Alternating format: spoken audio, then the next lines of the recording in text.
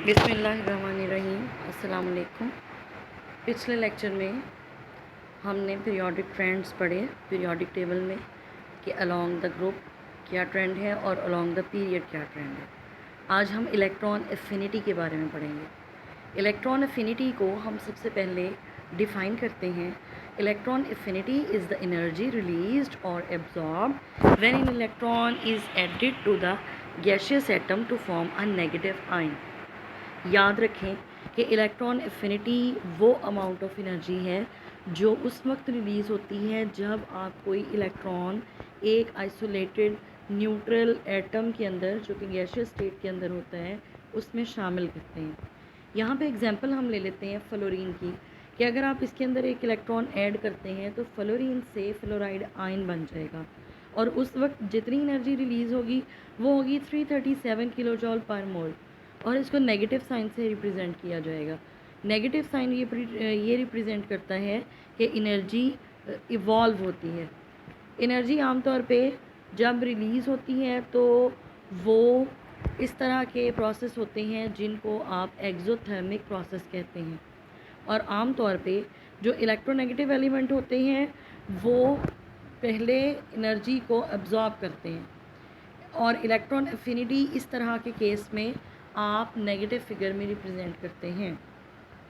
जबकि अगर आप हेलोजन की बात करें तो अगर सेकंड इलेक्ट्रॉन उसके अंदर ऐड करें, यानी कि अगर लेट्स सपोज आप ऑक्सीजन की एग्जांपल ले रहे हैं, ऑक्सीजन में आप एक इलेक्ट्रॉन ऐड करें तो वो अपने आप को oxide ion uni negative ion में कन्वर्ट कर लेगा। अगर यूनी नेगेटिव आयन के अंदर एक और इलेक्ट्रॉन शामिल करें तो ये डाई नेगेटिव आयन में कन्वर्ट होगा। अब सवाल ये पैदा होता है कि पहली आयोनाइजेशन, पहली इलेक्ट्रॉन एफिनिटी नेगेटिव क्यों है और दूसरी इलेक्ट्रॉन एफिनिटी पॉजिटिव क्यों है। तो उसका आंसर ये है कि पहली इलेक्ट्रॉन एफिनिटी उस वक्त होगी जब आप किसी न्यूट्रल एटम के अंदर एक इलेक्ट्रॉन ऐड करके उसका नेगेटिव आयन बनाएंगे, और दूसरी उस वक्त होगी जब आप किसी ऑलरेडी यूनी नेगेटिव आयन के अंदर एक और इलेक्ट्रॉन शामिल करेंगे। अब यहाँ पे सवाल ये पैदा होता है कि second value of ion electron affinity is positive, why. तो इसकी रीज़न ये है कि जो second electron already uni negative के अंदर जाएगा उसको रिपल्शन फेस करनी पड़ेगी, यानी कि जो नेगेटिव आयन है और जो नेगेटिव इलेक्ट्रॉन है उन दोनों की आपस में रिपल्शन की वजह से अमाउंट ऑफ एनर्जी जो है वो उसको देनी पड़ेगी।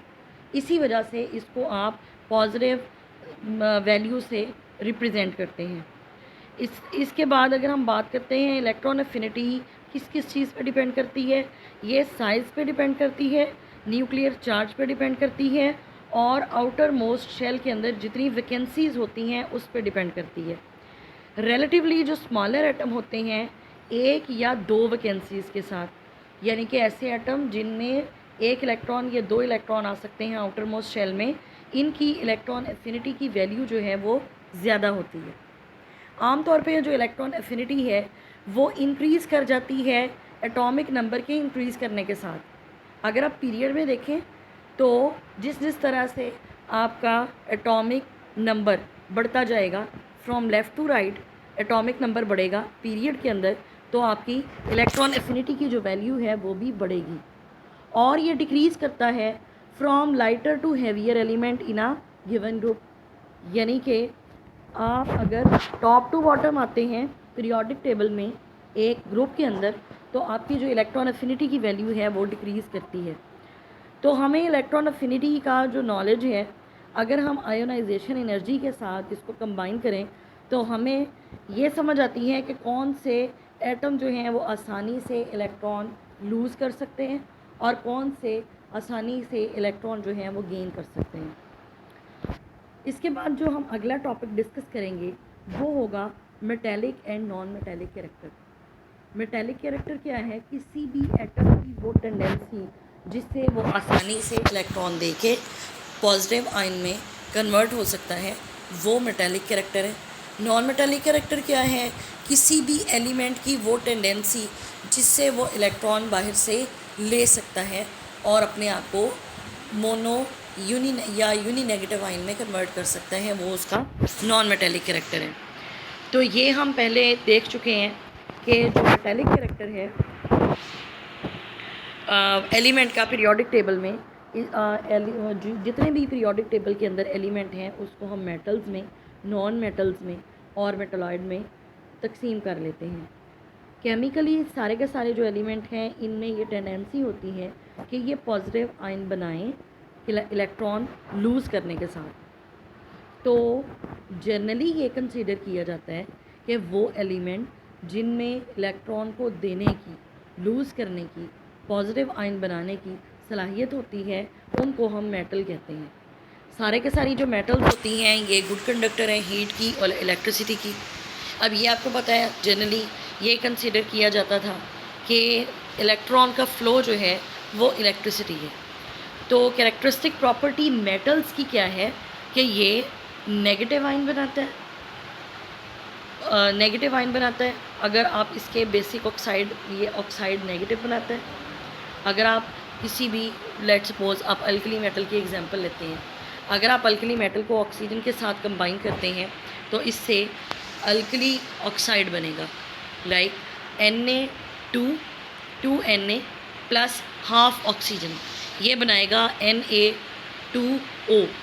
अगर आप इसी ऑक्साइड को, जो कि बेसिक ऑक्साइड है, अगर आप इसको वाटर में डिज़ोल्व करते हैं तो आपको इससे एक स्ट्रॉन्ग अल्कली मिलेगी। और अगर हम इसके ट्रेंड को देखते हैं तो अगर आप टॉप टू बॉटम मूव करते हैं एक ग्रुप के अंदर तो इलेक्ट्रॉन को गेन करने की जो टेंडेंसी है वो कम होती है और इलेक्ट्रॉन को लूज़ करने की टेंडेंसी जो है from top to bottom increase कर जाती है। इस तरह से हम कह सकते हैं कि जो मेटेलिक कैरेक्टर होता है वो टॉप टू बॉटम इंक्रीज़ करता है। इसीलिए हाइड्रोजन या लिथियम के मुकाबले में जो नीचे वाली मेटल्स हैं लाइक पोटाशियम है, ये ज़्यादा स्ट्रॉन्ग कैरेक्टर जो है वो शो करते हैं। इसके बाद अगर हम left to right in a period की बात करें तो चूँकि यहाँ पे by 1 unit nuclear charge increase होता है, आउटर मोस्ट इलेक्ट्रॉन्स के ऊपर जो होल्ड है न्यूक्लियस का वो इंक्रीज़ करता है, उसकी वजह से आपका जो मेटेलिक कैरेक्टर है वो डिक्रीज़ करता है और नॉन मेटेलिक कैरेक्टर इंक्रीज़ करता है।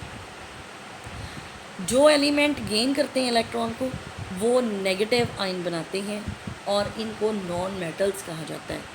अब इसकी सबसे बड़ी मिसाल जो है वो हैलोजन्स की है कि हैलोजन में एक इलेक्ट्रॉन लेने की टेंडेंसी होती है, या आप कह सकते हैं कि इनको अपना आउटर मोस्ट शेल कंप्लीट करने के लिए एक इलेक्ट्रॉन चाहिए।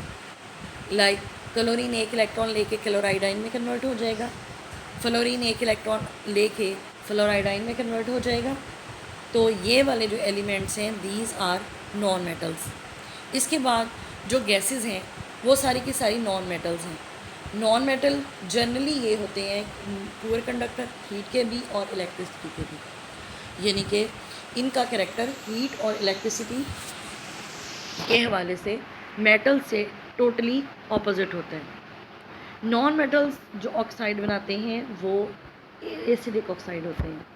अगर आप सल्फ़र की बात करें, अगर आप सल्फ़र को ऑक्सीजन के साथ बर्न करते हैं तो इससे सल्फ़र का डाइऑक्साइड बनता है। अगर आप सल्फ़र के डाइऑक्साइड को ऑक्सीजन से अगेन उसका कंबस्टन का प्रोसेस कंटिन्यू होने दें तो इससे सल्फ़र का ट्राईऑक्साइड बनेगा। और अगर सल्फ़र ट्राईऑक्साइड को वाटर में डिज़ोल्व करते हैं तो इससे सल्फ्यूरिक एसिड बनता है जो कि एक स्ट्रॉन्ग एसिड है। इसी तरह से नॉन मेटालिक कैरेक्टर जो एलिमेंट का होता है वो डिक्रीज़ करता है जैसे जैसे एटॉमिक साइज़ इंक्रीज़ करता है।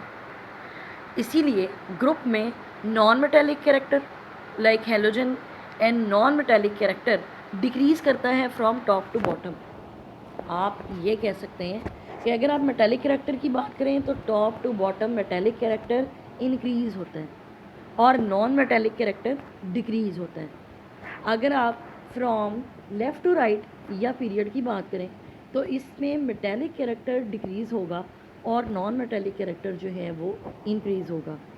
और यह ट्रेंड जो है हम वेरीफाई करते हैं ग्रुप 5 में और 6 में कि नाइट्रोजन और ऑक्सीजन जो है वो प्योरली नॉन मेटल हैं और ये आम तौर पे गैसियस स्टेट के अंदर एग्जिस्ट करते हैं, जबकि इनके बाद में आने वाले जो एलिमेंट्स हैं लाइक बिस्मथ और पोलोनियम, ये इनकी बॉटम्स पे हैं और ये मेटेलिक कैरेक्टर हैं। तो इसका मतलब क्या हुआ कि जो मेटेलिक कैरेक्टर है वो इंक्रीज़ करेगा फ्रॉम टॉप टू बॉटम और नॉन मेटेलिक कैरेक्टर डिक्रीज़ करेगा from top to bottom. Metallic character decrease करेगा फ्रॉम लेफ़्ट टू राइट और नॉन मेटेलिक कैरेक्टर इंक्रीज़ करेगा from left to right in a period. अब हम चलते हैं मेल्टिंग एंड बॉइलिंग पॉइंट की तरफ। मेल्टिंग और बॉइलिंग पॉइंट किसी भी एलिमेंट का वो हमें इसकी स्ट्रेंथ के बारे में बताता है कि जो इंडिविजुअल एटम्स हैं वो आपस में कितने अच्छे तरीके से बॉन्डेड हैं। यानी कि आप जनरली ये कह सकते हैं कि जो मेल्टिंग और बॉइलिंग पॉइंट है वो किसी भी एलिमेंट की हार्डनेस के बारे में बताता है। आम तौर पे जो मेटल्स हैं इनके मेल्टिंग और बॉइलिंग पॉइंट फेयरली गुड होते हैं या इनकी वैल्यूज़ ज़्यादा होती हैं। जो नॉन मेटल्स हैं इनके मेल्टिंग और बॉइलिंग पॉइंट जो है वो कम होते हैं। तो अगर हम पीरियड में बात करें कि अगर हम शॉर्ट पीरियड की जिस तरह से अगर पीरियड थर्ड और फोर्थ पीरियड की बात करते हैं जिनको शॉर्ट पीरियड कहा जाता है, तो मेल्टिंग और बॉइलिंग पॉइंट एलिमेंट का इंक्रीज़ करता है with the number of valence electron up to group 4a। यहाँ से एक बात और सामने आती है कि वो एलिमेंट्स जिनमें नंबर ऑफ़ अनपेयर्ड इलेक्ट्रॉन बढ़ते हैं, जैसे जैसे नंबर ऑफ़ अनपेयर इलेक्ट्रॉन बढ़ते हैं वैसे वैसे इनकी बाइंडिंग एनर्जी बढ़ती है। बाइंडिंग एनर्जी बढ़ती है तो एलिमेंट्स की एटम की आपस में बाइंड करने की स्ट्रेंथ, जो इनकी बाइंडिंग स्ट्रेंथ है वो बढ़ती है। इसके बढ़ने के साथ साथ मेल्टिंग और बॉइलिंग पॉइंट भी बढ़ते हैं। आप यहाँ पे ये कह सकते हैं कि अगर आप ग्रुप 1 को कंपेयर करें ग्रुप 4a के साथ, तो जो ग्रुप 4a हैं उनका मेल्टिंग बॉइलिंग पॉइंट जो है वो ज़्यादा होगा एज़ कम्पेयर टू प्रीवियस। तो melting boiling point group 1a element का लो है क्योंकि हर एटम में एक ही इलेक्ट्रॉन है जो दूसरे एटम के साथ बाइंड कर सकता है। Melting point group 2a element का कंसिडरेबली हायर होगा देन ग्रुप 1a क्योंकि यहाँ पे अब जो हैं वो बाइंडिंग इलेक्ट्रॉन पहले के मुकाबले में ज़्यादा आ गए हैं। अब अगर यहाँ पे ग्राफ को देखें तो ग्राफ में वाई एक्सिस पे मेल्टिंग पॉइंट और एक्स एक्सिस पे पीरियड नंबर है। पीरियड 2 और पीरियड 3 के एलिमेंट्स को अगर आप कंपेयर करते हैं तो हाइड्रोजन का मेल्टिंग पॉइंट बॉइलिंग पॉइंट बहुत लो, लिथियम का चूँकि अनपेयर इलेक्ट्रॉन कम है तो इसका मेल्टिंग पॉइंट बॉइलिंग पॉइंट कम होगा, बेरिलियम का उससे हायर होगा, बोरॉन का उससे हायर होगा। अप टू ग्रुप 4a ये ट्रेंड जो है वो आपको इंक्रीजिंग मिलेगा क्योंकि कार्बन के पास 4 नंबर ऑफ़ इलेक्ट्रॉन हैं और वो 4 इलेक्ट्रॉन को इस्तेमाल करते हुए दूसरे एलिमेंट्स के साथ बाइंड करता है। सो इसका मेल्टिंग बॉइलिंग पॉइंट ज़्यादा है। अगर आप कार्बन से आगे ग्रुप 5a की तरफ चलते हैं तो 5a में जो बॉन्डिंग इलेक्ट्रॉन हैं वो कम हो जाते हैं, यानी कि अनपेयर इलेक्ट्रॉन कम हो जाते हैं। तो जैसे जैसे नंबर ऑफ़ अनपेयर्ड इलेक्ट्रॉन कम होंगे, बॉन्डिंग के लिए इलेक्ट्रॉन कम अवेलेबल होंगे, तो एलिमेंट्स का मेल्टिंग और बॉइलिंग पॉइंट डिक्रीज़ हो जाएगा। इसी तरह अगर आप कार्बन से आगे कार्बन की बाइंडिंग एनर्जी को देखें तो कार्बन की बाइंडिंग एनर्जी जो है वो ज़्यादा है, इसका मेल्टिंग पॉइंट भी ज़्यादा है और बॉइलिंग पॉइंट भी ज़्यादा है। इवन अगर आप इसको डायमंड के अंदर कंपेयर करें तो कार्बन चूँकि रेगुलर टेट्राहेड्रल स्ट्रक्चर की फॉर्म में होता है डायमंड के अंदर, इसकी बाइंडिंग एनर्जी बहुत ज़्यादा है। इसीलिए डायमंड का क्रिस्टल बहुत हार्ड है और जनरली जो एलिमेंट जॉइंट कोवलेंट स्ट्रक्चर के तौर पे एग्जिस्ट करते हैं उनका मेल्टिंग पॉइंट बहुत ज़्यादा होता है। एक इम्पॉर्टेंट चेंज जो आता है अगर आप 4 से 5 की तरफ, 6 की तरफ, 7 की तरफ मूव करते हैं तो जो लाइटर एलिमेंट होते हैं ग्रुप में ये स्मॉल कोवलेंट मॉलिक्यूल के तौर पे एग्जिस्ट करते हैं। इसीलिए नाइट्रोजन, ऑक्सीजन और फ्लोरीन जो हैं वो इंडिविजुअल मॉलिक्यूल के तौर पे एग्जिस्ट करते हैं।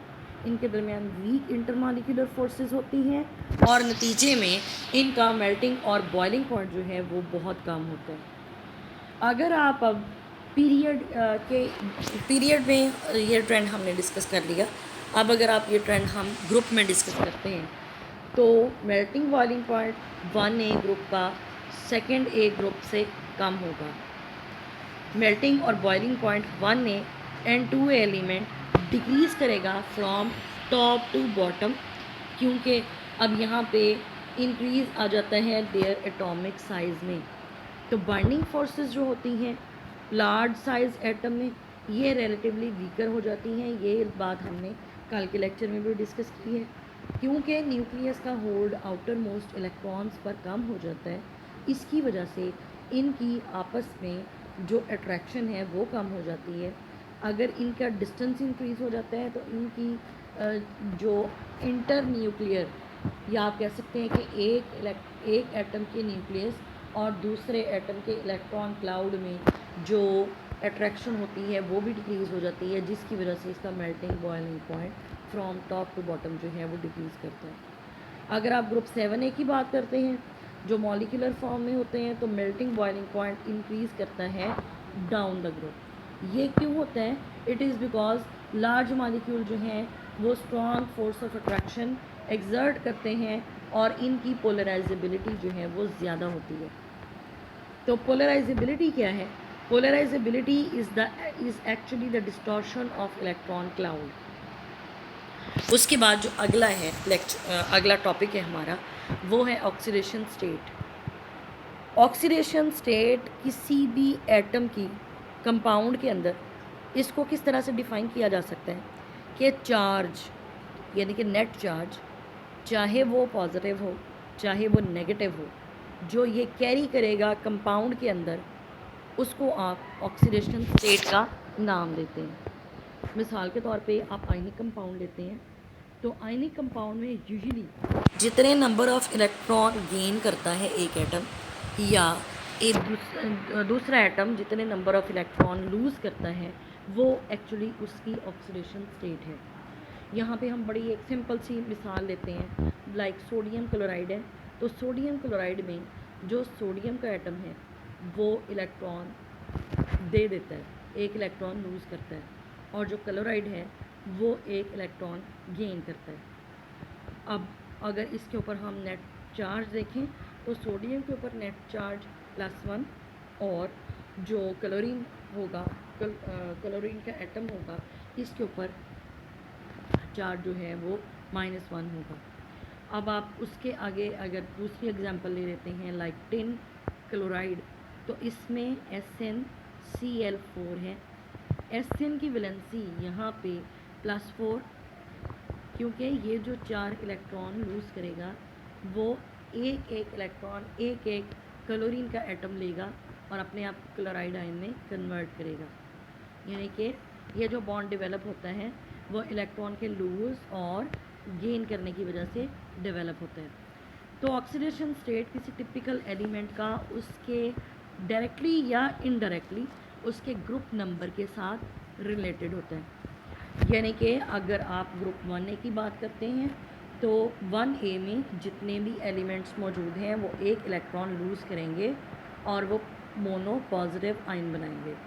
अगर आप 2A की बात करते हैं तो 2A के जो एलिमेंट्स हैं वो 2 इलेक्ट्रॉन लूज़ करेंगे और डाई पॉजिटिव आयन बनाएंगे, like magnesium Mg+2, calcium Ca+2।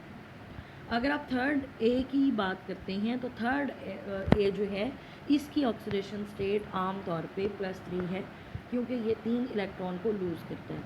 अगर आप 4A की बात करते हैं तो 4A में कार्बन की एग्जांपल हम डिस्कस करते हैं। कार्बन आम तौर पे जो है वो +4 वैलेंसी शो करता है और इसकी वैलेंसी जो है वो वेरिएबल भी होती है।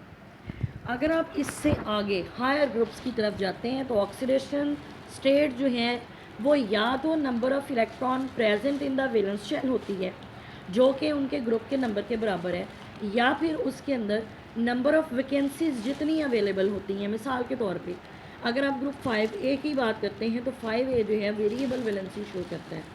5A के element like nitrogen, phosphorus, arsenic, antimony, ये आमतौर पे +3 वैलेंसी शो करती है और +5 वैलेंसी शो करती है।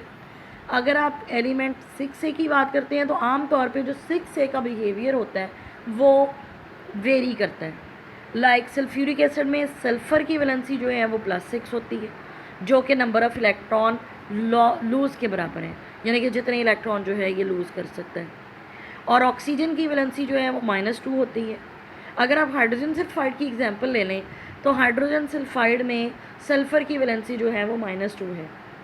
इस तरह से ये जो स्टेटमेंट हमने पीछे डिस्कस की है कि किसी भी एलिमेंट की या जो हायर ग्रुप्स में एलिमेंट होते हैं उनकी वैलेंसी को दो तरह से या ऑक्सीडेशन स्टेट को दो तरह से हम डिफ़ाइन करते हैं या उसको दो डिटर्मिन किया जा सकता है। नंबर 1, कितने इलेक्ट्रॉन जो हैं वो लूज़ कर सकता है एक एलिमेंट, या कितनी वैकेंसीज उसके आउटर मोस्ट शेल के अंदर मौजूद हैं। इसके बाद हम 7 की बात करते हैं। तो 7 में वैकेंसी एक इलेक्ट्रॉन की होती है ताकि वो एक इलेक्ट्रॉन बाहर से लेके अपना आउटर मोस्ट शेल कंप्लीट कर ले। तो इसीलिए हैलोजन आम तौर पे -1 वैलेंसी शो करती हैं।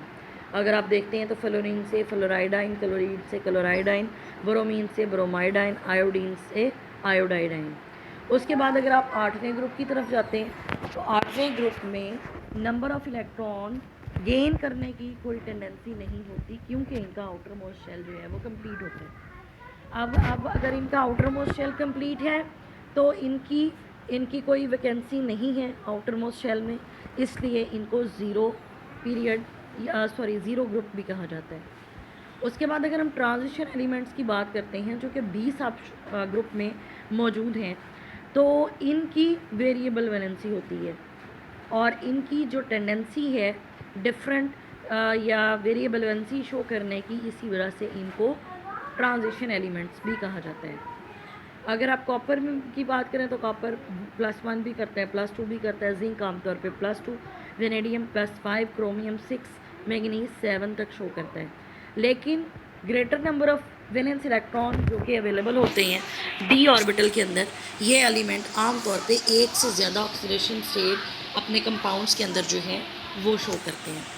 तो आज का हमारा यही लेक्चर था।